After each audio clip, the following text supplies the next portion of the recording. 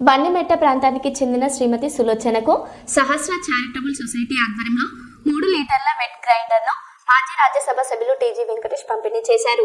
Hotel Maurya in complex లో జరిగిన ఈ కార్యక్రమంలో ఉపాధ్యక్షులు కృష్ణ కిషోర్ మాట్లాడుతూ చిన్న సహాయం కూడా మహిళ ఆత్మ నిర్భరతకు బాటలు వేస్తుందని అన్నారు. ఈ కార్యక్రమంలో సుష్మా, ఆకాంక్ష, ప్రహద్లా శెట్టి, సుబ్బారావు, వీరాంజనేయులు తదితరులు పాల్గొన్నారు.